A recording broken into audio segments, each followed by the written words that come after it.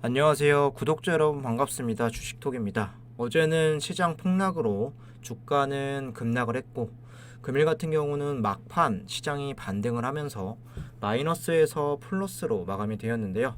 다시 말하면 시장 기조에 따라서 두산 에너빌리티가 좀 흔들리고 있습니다. 시장 상황만 정상화될 수 있다면 탄력도 붙을 수 있다고 생각이 되는데 어찌되었던 오늘은 연 저점 이탈도 좀 지켰고 현재 구간도 유지했기 때문에 이번 주 남은 흐름이 더욱 중요해질 수밖에 없겠습니다. 구독과 좋아요 한 번씩 눌러주시고 소통하는 방송인 만큼 궁금한 점 있다면 댓글 달아주시면 되겠습니다. 주식톡 유튜브 채널은 유한타증권사와 제휴를 맺고 있고 유한타만 사용해 주신다면 무료 정보방 초대해드리고 있습니다. 작년 7월부터 1년이 넘는 기간 동안 무료로 도와드리고 있는데요. 매일매일 두산 에너빌리티 실시간 대응이라던가 종목 추천, 시장 상황, 매매에 도움되는 정보들을 드리고 있습니다. 최근에는 좀 시장 상황을 고려해서 신규 종목은 신규 종목은 자제하고 최대한 보수적인 관점에서 도와드리고 있는데요.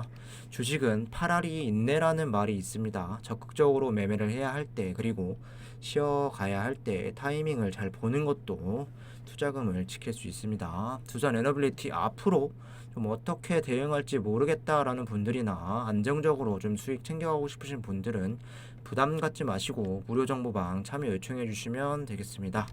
관심 있으신 분들은 여기 번호로 문자 하나 남겨주시면 되겠습니다. 그럼 구독, 좋아요 눌러주셨으면 영상 시작을 해볼게요. 먼저 시장 흐름 좀 보도록 하겠습니다. 간밤에 미 증시 또다시 1% 내외 지수가 하락을 하면서 마감이 되었는데요. 한때 나스닥이 1.4%까지 상승 흐름을 그려가기도 했으나 영국발 경기 침체 우려가 여전히 발목을 잡으면서 하락세를 피할 수 없었습니다. 우리 증시도 오늘 하락 출발을 예상했지만 의외로 시초는 나쁘지 않은 출발이었죠. 달러 강세 둔화와 그리고 어제 낙폭에 의한 반발 매수가 유입이 되면서 상승 출발하는 모습이었고 하루 종일 시장은 좀 방향성이 모호한 상태로 좀 변동성이 심화되었습니다. 여기 보시면 지수 움직임인데 보합권에서 상승으로 전환되었던 적도 2번 있었고 저점 이탈도 3번 정도 나와 주었으나 결국엔 막판에는 또 강한 반등을 보이면서 플러스 전환이 되었습니다. 오늘 코스피 같은 경우는 0.13%, 코스닥은 0.83%로 마감이 되었고 코스피 같은 경우는 연중 최저점을 재차 경신을 했으나 2200포인트는 다시 지켜내는 모습이었습니다. 환율도 다시 1420원 초반까지 좀 내려오면서 대부분 수급들은 순매수세를 보여주었는데요. 동시효과에 코스피 외인들이 매도 물량이 일부 출회가 되면서 2460억까지 매도세를 늘려간 건 좀 아쉽긴 하지만 막판에 아랫꼬리를 달아주었고 오늘 밤 미장이 선방을 해준다면 내일 추가적인 회복세도 기대해 볼 수 있을 것 같습니다. 여전히 환율이 1,400원 이상 높은 상황에서 시장의 바닥을 논하기에는 무리가 있으나 정부 차원에서도 좀 노력을 하고 있고 계속해서 환율도 올라갈 수만은 없기 때문에 조만간 기술적인 반등도 기다려 주시면 될 것 같습니다. 이어서 원전 관련주들 간단히만 볼 건데요. 계속 내리기만 했던 원전주들이 오전부터 상승 분위기를 만들어 갔습니다. 장중에는 시장 변동에 따라서 대부분 마이너스로 전환되기도 했으나 종가는 이렇게 그래도 빨간불이 더 많은 흐름입니다. 두산 에너빌리티를 좀 보시면 고가가 2.9%까지 상승을 하면서 전일 바닥권 8% 급락한 이후에 좀 반발 매수세가 초반부터 유입이 되나 싶었는데 저점은 또 마이너스 1.6%까지 내려가다가 결국에는 플러스 0.65%로 마무리가 되었네요. 2.9%로 끝나도 한참 모자랄 판에 답답한 마음이 더 크게 드실 수 있을 것 같은데요. 일단 연저점을 깨지 않고 지켜냈다는 부분도 생각을 하셔야 할 것 같습니다. 만일 15,200원 이탈이 좀 나왔다면 추가적인 하락세가 이어졌을 가능성이 더 크다고 저는 생각을 하고 우리들도 심리적으로 더 쫓길 수밖에 없었을 겁니다.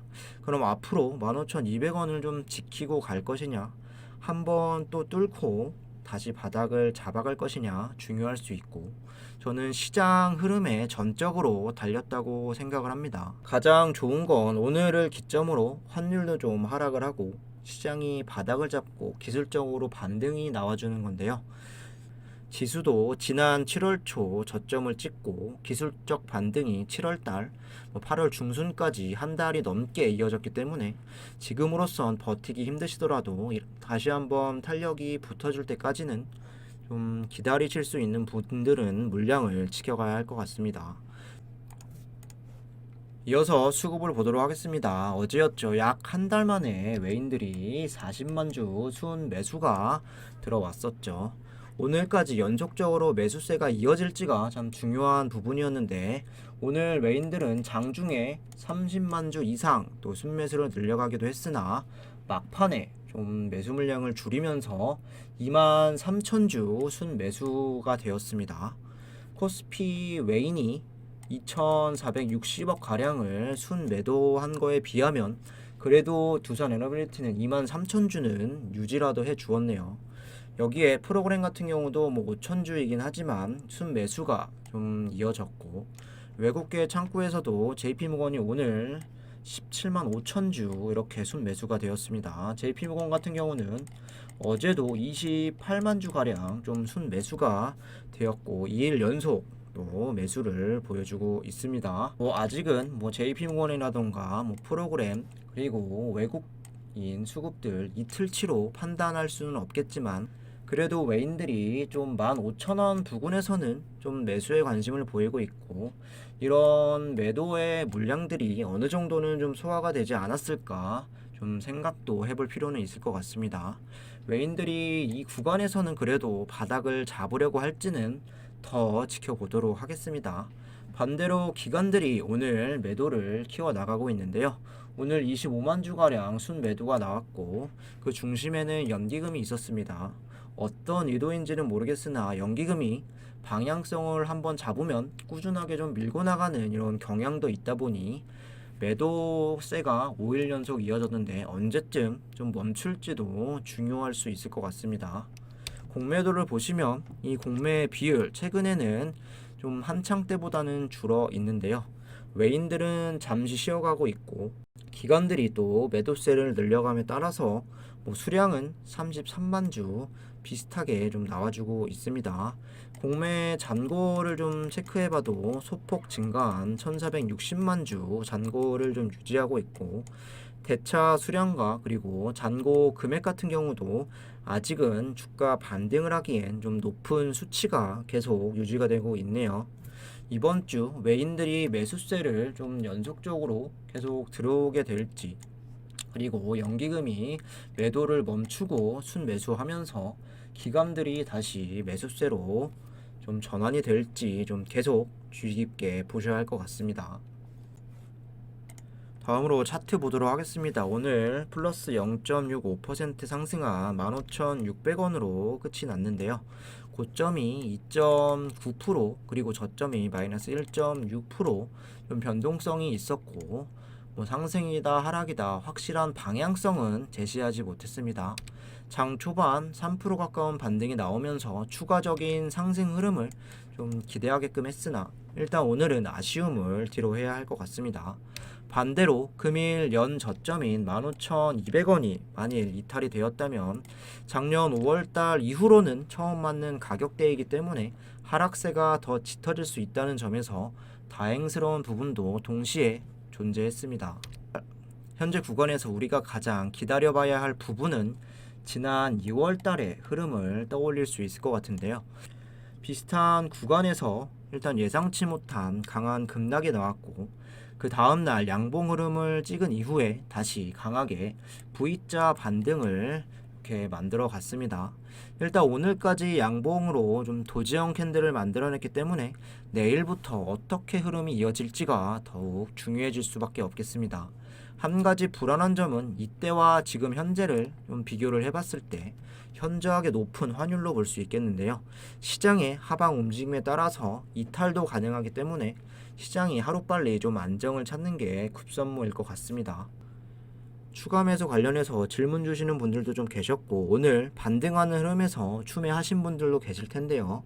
오늘 지지가 나왔다고 해서 안심할 수 없는 구간이고, 최소 2일에서 3일 정도는 좀 지지가 나오고 반등 추세를 탈 수 있을지 여부가 중요할 것 같습니다. 추매 시 1%에서 2%라도 상승하는 분위기가 좀 유지가 되었을 때 잡는 게 좀 정석이다 봐주시면 될 것 같습니다. 현재 시간의 거래가 플러스 0.64% 올라가면서 마감이 되었는데, 좋은 분위기로 꼭 내일 이어지길 기다려 보도록 하겠습니다.